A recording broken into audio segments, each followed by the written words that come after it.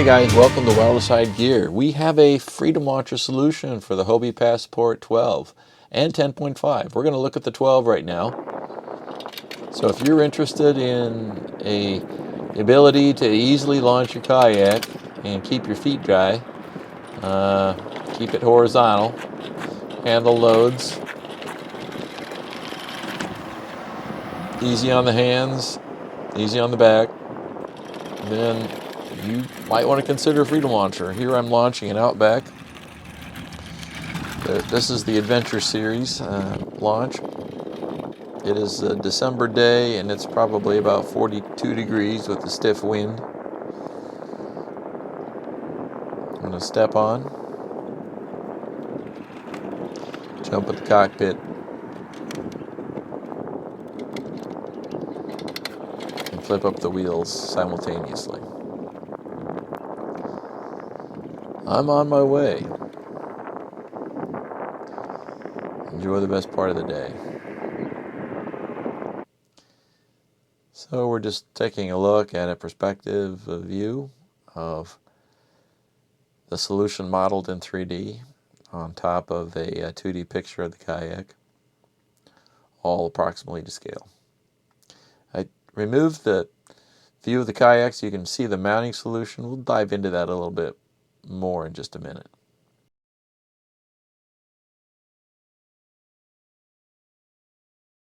Hello, welcome to Wild Side Gear. I just want to go through the new solution for the Hobie Passport that is released in January of 2026.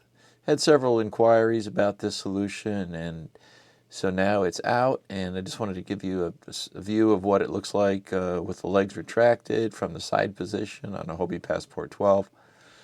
We'll zoom in on the solution, but it's the legs up, legs down. There's the top view. You can see that the mounting solution, as many of you are really interested in, it's going to be just in front of the rear rod holders and just behind this kind of plastic thwart. And so right at the edge of, right in the front of the tank well. It's a really good place. It's going to be very well balanced, very light on the front. Similar to how we mount on the Hobie Outback, its bigger brother. And so let's just keep going here. There's the legs down.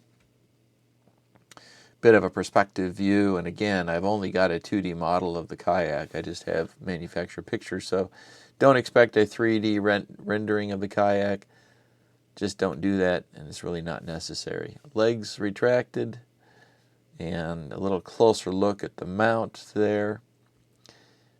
Now that the mount, what's unique about this is since there's really not necessarily a hatch that might be accessible, you can just simply use the rear rod holder and install this bottom anchor. And the bottom anchor consists of a bolt, a washer, and this load cushion on the bottom. You're going to drill a hole, slip that in underneath, maybe use a hanger or something to slip it through and pull it through with a piece of string tied onto the end of these threads.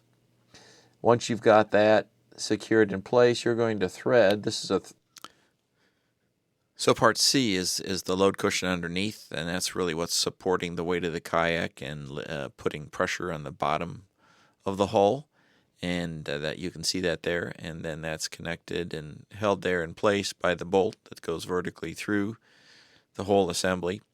Then you've got the top surface modeled there as element B, and then on top, going through the bolt is a threaded insert into a top load cushion. So you put those first things together, and then basically what you have is a stud sticking out of that assembly, and on top of that you slide the Gorilla bracket onto that, and then put your nut, washer nut, and then the thread cap on top, and you've got that whole assembly, as you can see in that figure, done.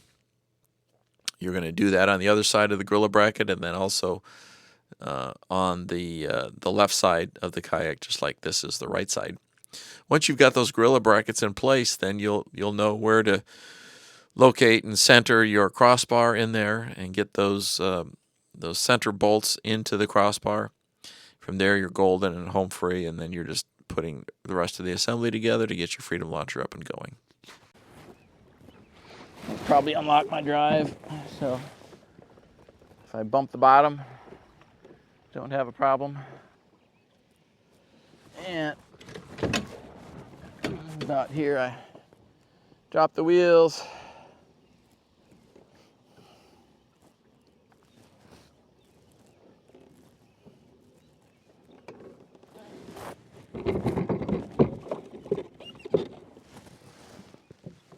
I don't know if I can